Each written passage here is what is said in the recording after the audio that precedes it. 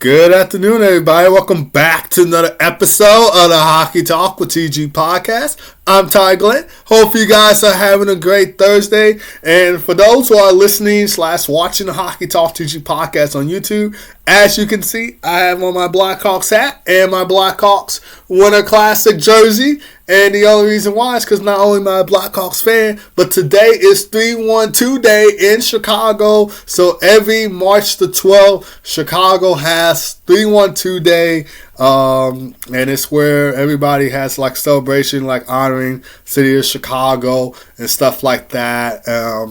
So it's a celebration every March 12th, 3-1-2 day, because that is Chicago's nickname. 3-1-2 March, which is the third month, and then 12, 1-2. So it's 3-1-2 day in Chicago. So that's why I'm wearing my Blackhawks jersey and my Blackhawks hat, because today is 3-1-2 day. And you guys know I'm a huge Chicago Blackhawks fan. I'm a huge Chicago sports fan. I love all my Chicago sports teams, whether they're bad or good. So I love all my Chicago sports teams: the Bulls, the Bears, the Blackhawks, the White Sox, and even, yes, the Chicago Cubs. I like cheering on the Cubs too, but if I had to choose between White Sox and Cubs, it would be White Sox. But I still like watching the Chicago Cubs too. I think the Chicago Cubs are going to be way better than the Chicago White Sox this year. So I will still cheer on the Chicago Cubs nonetheless. And we can't forget about the Chicago Sky of the WNBA. So cheering on all my Chicago sports teams. And you guys know I'm a huge Chicago guy.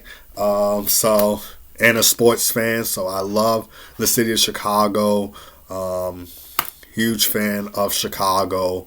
So happy to be in the Midwest. So yeah, just almost say a diehard fan of the city of Chicago. Like, I have a lot of passion for the city of Chicago. So happy 3-1-2 day once again to the best city in the world, Chicago, Illinois. But now we got that out of the way.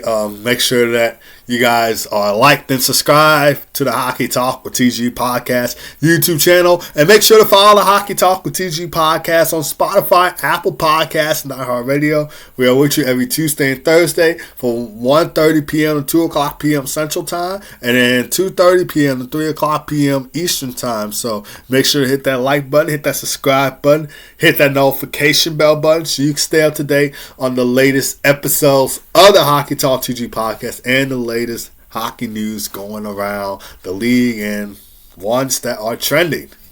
Without further ado, let's go ahead and get started into the NHL news for today. So yesterday was only a 2-game slate, and we'll recap those 2 games, and we'll talk about other hockey news throughout this episode of the Hockey Talk TG Podcast. So let's go ahead and get started. Montreal Canadiens, Ottawa Senators. The Canadiens hold on for the 3-2 win over the Ottawa Senators on Wednesday. Ivan Demidov with the game-winning goal in the game, scored on the rebound off the shot from Alex Newhook from the right face-off circle as he was crashing into the crease.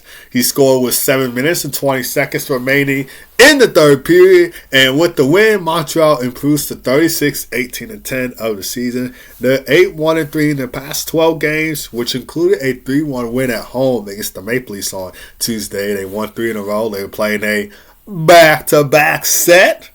I know you guys miss me doing that because during my spring break, as you guys know from last episode, for those who listen to the podcast on YouTube,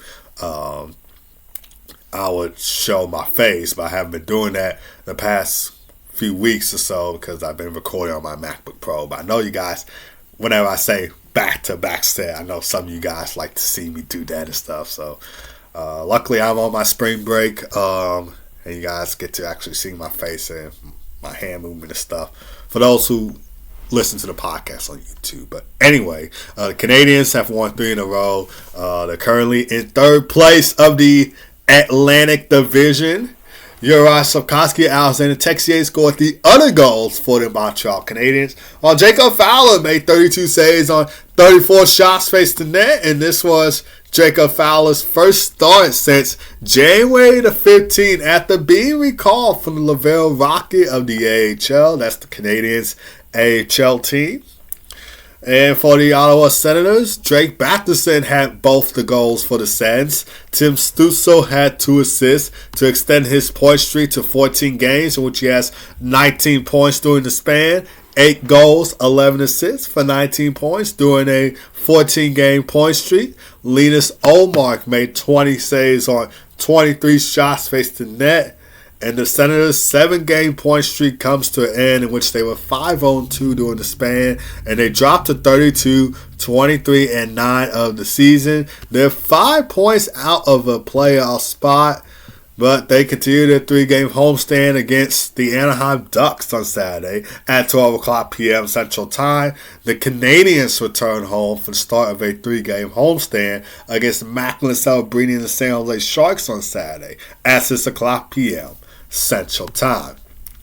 But let's move on to the other game from Wednesday. Philadelphia Flyers, Washington Capitals, Metropolitan Division showdown. And it will be the Flyers coming out with the 4-1 win over the Washington Capitals. They scored 4 unanswered goals to lead them to the victory. And they improved to 30, 23, and 11 of the season. 7 points out of a playoff spot. And believe it or not, this was the Flyers' first regulation win since February 28th, where they had a 3-1 win over the Boston Bruins in that game. Owen Tippett had a goal and assist for a 2-point night. And then Travis Konechny, Trevor Zegras, and Jamie Drysdale scored the other goals for the Flyers. Noah Cates had 2 assists in the win, while Samuel Ersson made 21 saves on 22 shots faced the net. And for the Washington Capitals, Ryan Leonard scored the lone goal for Washington, while Logan Thompson made 18 saves on 22 shots faced the net. And the Capitals have lost 4 of their last 5 games, also lost 4 straight on the road, and they dropped to 32, 27, and 7 of the season. They're also 7 points out of a playoff spot. So this was a huge 2 points for both these teams heading into this game. The tie. Right now, the Capitals are tied with the Flyers with 71 points. But going into this game, the Flyers have 69 points and the Capitals have 71. Now, they both have 71 points. When the Capitals are back in action against the red-hot Buffalo Sabres on Thursday at 6 o'clock p.m. Central Time, the Flyers will be heading to the state of hockey, St. Paul, Minnesota, to take on the Minnesota Wild on Thursday at 7 o'clock p.m. Central Time. Bobby Brink goes up against his former NHL team, the Philadelphia Flyers, because he was traded to them for David Jiricek at the 2026 NHL trade deadline. But let's talk about this game misconduct that Nathan MacKinnon received in the Avalanche's 4-3 loss to the Edmonton Oilers on Tuesday. And I want to talk about this because there was some controversy here. People were saying that should have been a 5-minute game misconduct. Others saying that was the right call, but it was mostly people saying that was a stupid call from the referees. And the moment of this incident came late in the second period, when Nathan MacKinnon was assessed a 5-minute game misconduct for goaltender interference after colliding with Oilers goalie Connor Ingram. The play occurred during a Colorado power play when MacKinnon had drove to the net, trying to redirect the pass, and then the officials reviewed the collision and upheld the major penalty. After, a conversation with the NHL Situation Room in Toronto. And then we would see Connor Ingram leaving this game following the collision. He went down, he was shaken up, and he looked hurt. And so Tristan Jarry came to this game for Connor Ingram. And the Avalanche players and head coach Jerry Bednar were furious with the call, like they didn't like the call. Head coach Jerry Bednar said it shouldn't have been a penalty at all.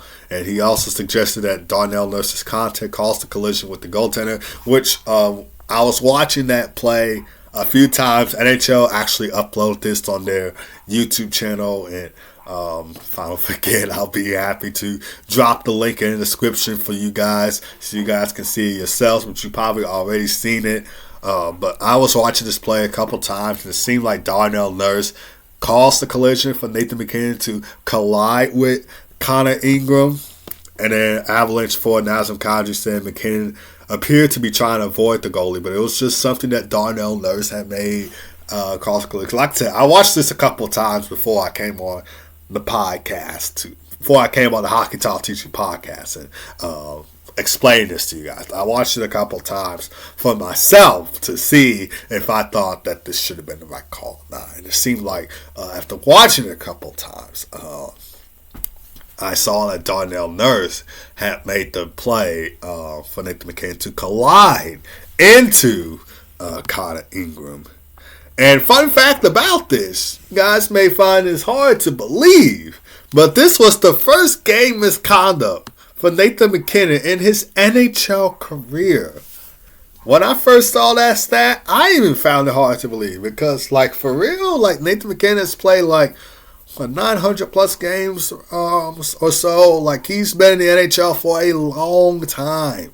First round draft pick, by the way. And it's hard to believe that this is his first game misconduct. Like, I was even surprised at that fact.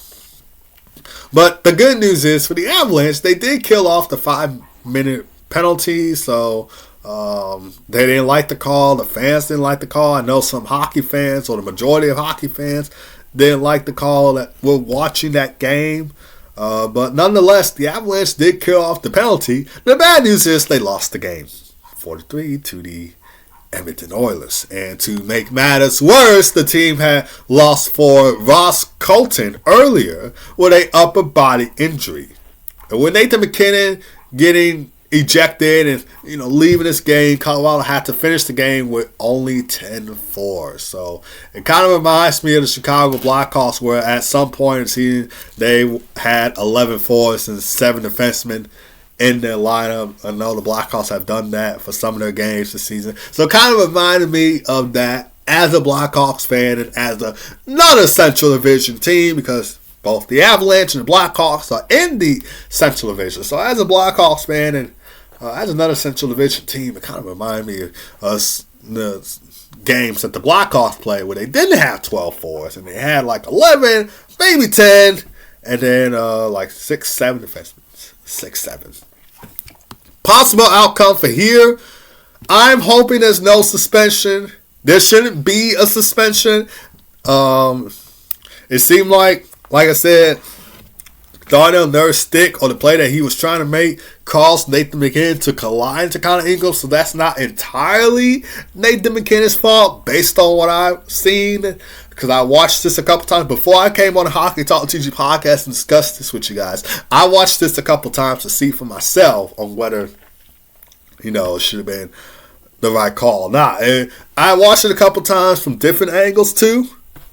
And it seemed like Darnell Nurse caused Nathan MacKinnon to collide into Connor Ingram. So I thought that was a terrible call. I didn't like the call, just like most of you guys didn't like the call. Unless you're an Oilers fan, then in case that that call was good for you guys. But for the majority of hockey fans and for Colorado Avalanche fans, the Avalanche players and head coaches, they didn't like the call. And I didn't think Nathan MacKinnon should have been gotten that 5-minute game misconduct.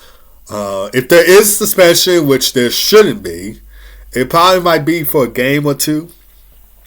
Maybe a game or two. But I'm hoping that there's no suspension, because that's not really entirely Nathan MacKinnon's fault. It's the play that Darnell Nurse was trying to make that caused MacKinnon to collide into Ingram.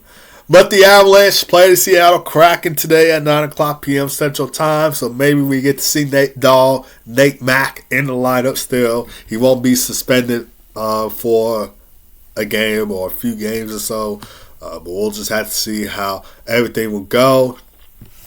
But moving on from one Central Division team to another Central Division team, Utah Mammoth. They signed Nick Schmaltz to a 8-year, $64 million contract deal with them on Wednesday. That contract carries an AAV of $8 million. Nick Schmaltz was going to be a UFA after the season. He was currently in the final year of his 7-year, $40.95 million contract deal with a $5.85 million AAV. He signed with the Arizona Coyotes when the Coyotes was still an NHL team back on March 30th of 2019. And I do miss the Coyotes, by the way. And I'm pretty sure the fans in Arizona, Phoenix, they missed them too. Like, Arizona Coyotes were a fun team to watch, and I know the Blackhawks played them in the Stanley Cup playoffs at one point. It was fun playing them in the playoffs, although we got eliminated by the Coyotes. I believe that was in the first round Stanley Cup playoffs. But their fan base was so electric during playoff time. Man, it was just great to be playing them every single time. And especially when they weren't playing in a college arena. Because I know, like, during the final, 1-2 years or so, the Arizona Coyotes, they were playing at Mullet Arena, which is where the Arizona Sun Devils play at, and there wasn't enough seating or capacity to be like an NHL type of arena when the Coyotes were playing there. So I wish things could have worked out in Arizona. They could still been around as an NHL team, but hopefully maybe we'll see them back in the desert at some point. But anyways, this deal ensures Nick Schmaltz to remain a core part of the Mammoth roster as the team continues its long-term build and continues to reach toward the Stanley Cup playoffs. At the time of the signing, Nick Schmaltz had 59 points for the Mammoth this season, 24 goals, 35 assists, 59 points in 65 games played with the Mammoth this season. He already set a new personal NHL high in goals, topping the 23 he scored with the Coyotes back in the 2021-22 season. He needs 5 more points to set a new personal NHL best in points in the single season. He's a key player for the Utah Mammoth during this rebuild. I mean, not rebuild, during their push to the playoffs. And the Mammoth currently sit in a playoff spot. They're first place in the wild card in the Western Conference with a 34-26-5 record with 73 points. And they're in action today against Chicago Blackhawks, looking to avoid being swept by them. But hopefully we get the season sweeps against the Utah Mammoth. Let's go Hawks!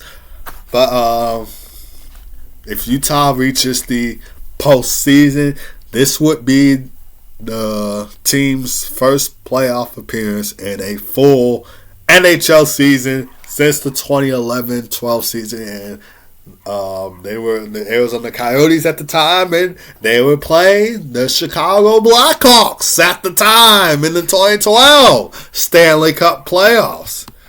But the last playoff appearance for this team was in 2020, and again, they were called the Coyotes then, and this was during the league's pandemic altered playoff format because in 2020, everybody knows that 2020 was the COVID-19 year. It was the pandemic year. And so the NHL had a strange, weird, odd playoff format that year.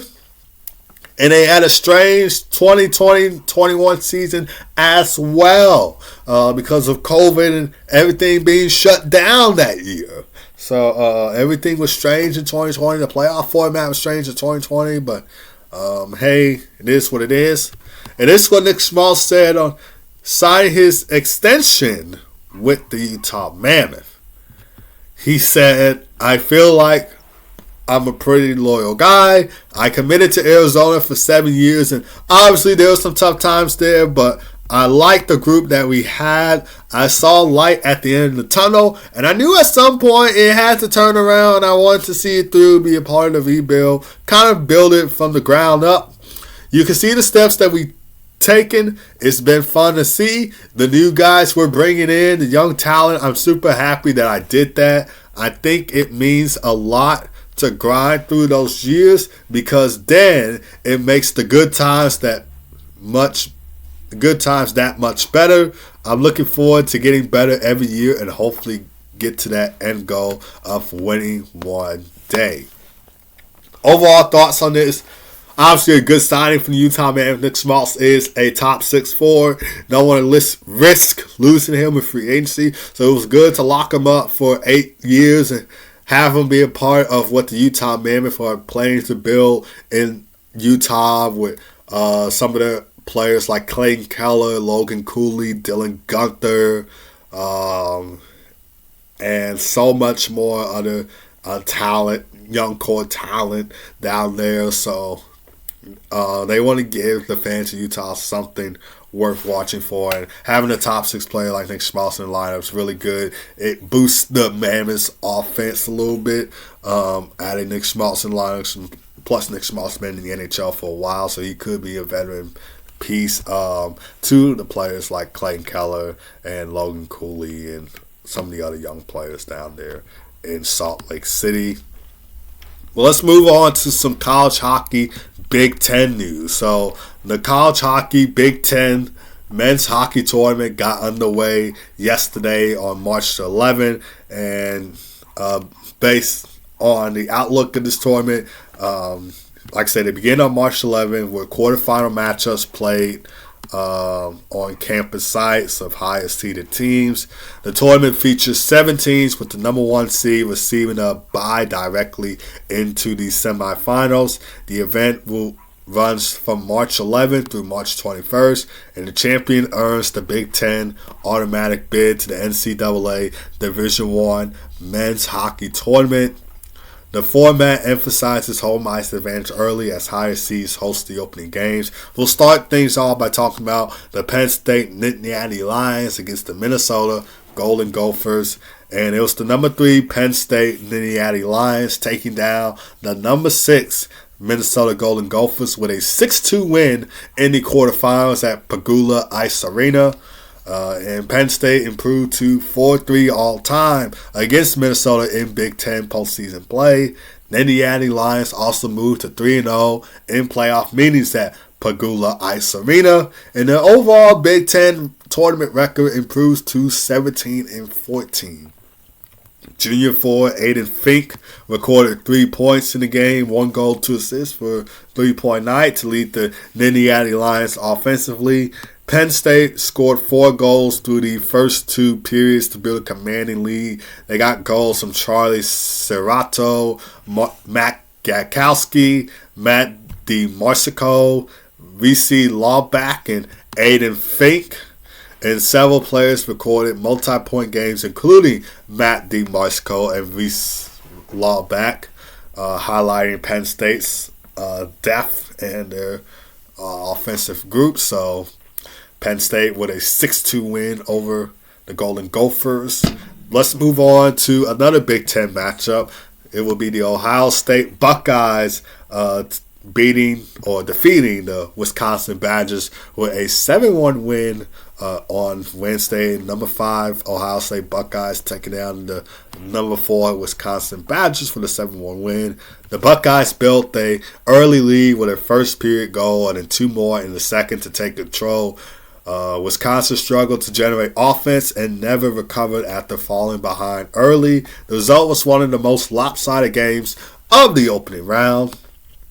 And then the last Big Ten matchup will be the Michigan Wolverines going up against Notre Dame. And it will be the number 2 Michigan Wolverines taking down the number 7 Notre Dame Fighting Irish with a 6-1 win, advancing to the next round to take on, I believe, the Penn State Nittany Lions.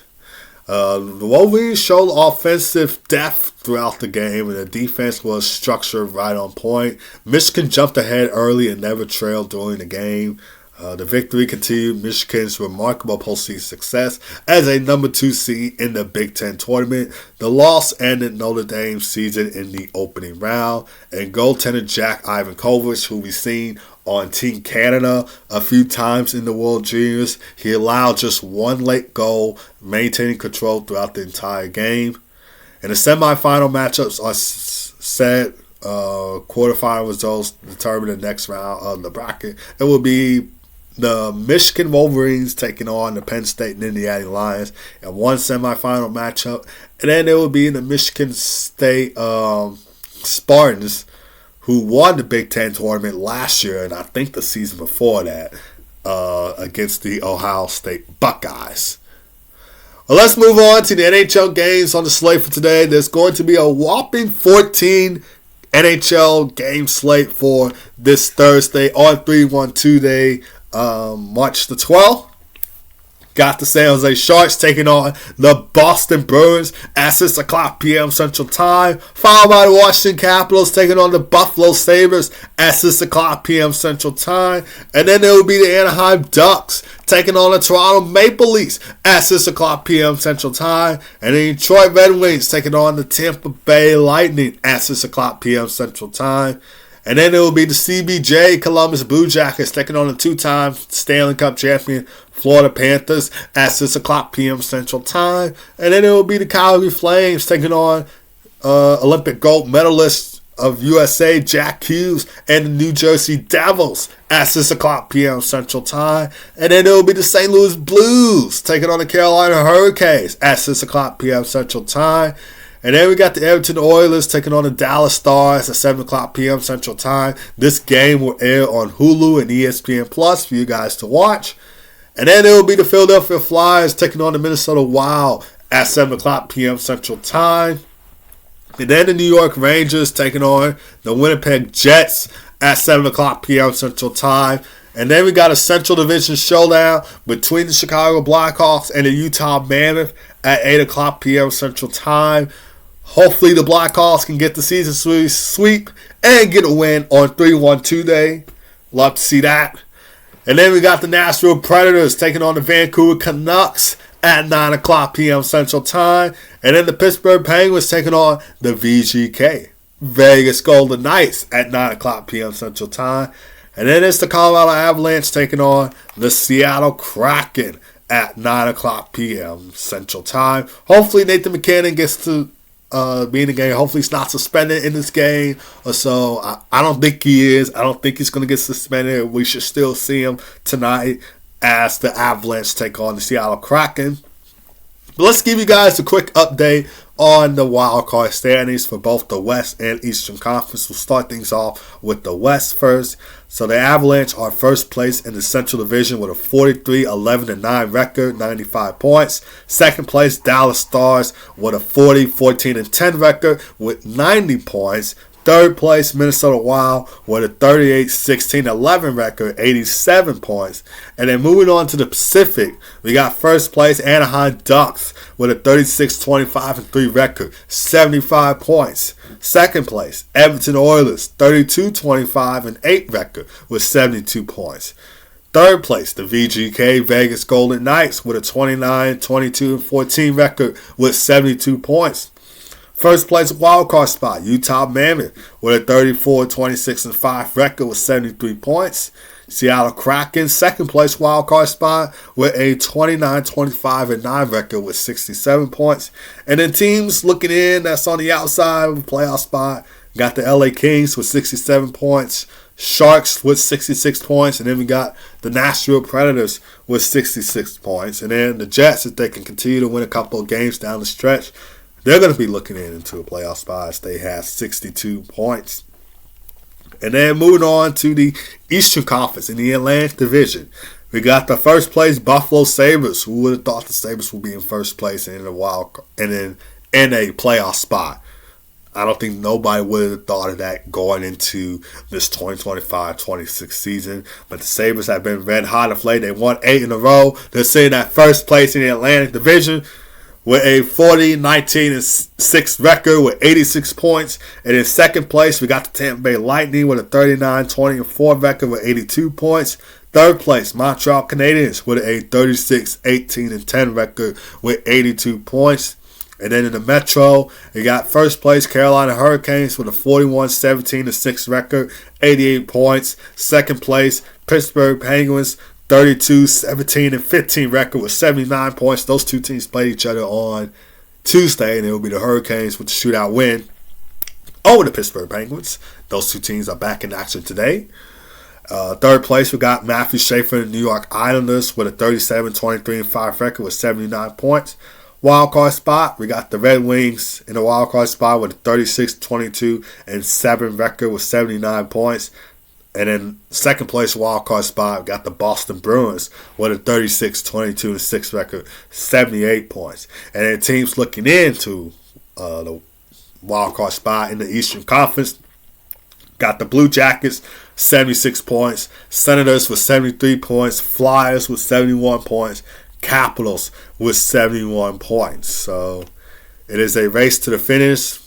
I think there's only 35 days left in the regular season until the Stanley Cup playoffs. So these games are going to be really crucial to win for these NHL teams at this point in the season. But that's going to do it for this episode of the Hockey Talk with TG Podcast. Thank you guys for tuning in as always. Really do appreciate it. Don't forget to hit that like, subscribe button on the Hockey Talk TG Podcast YouTube channel. And make sure to follow the Hockey Talk TG Podcast on Spotify, Apple Podcasts, and iHeartRadio. Both of you guys have a great rest of your day. Keep God first as always. Be blessed. Enjoy your weekend. And happy 3-1-2 day again to the city of Chicago. Best city in the world. And I'll see you guys all on Tuesday for another episode of the Hockey Talk with TG Podcast. Take care.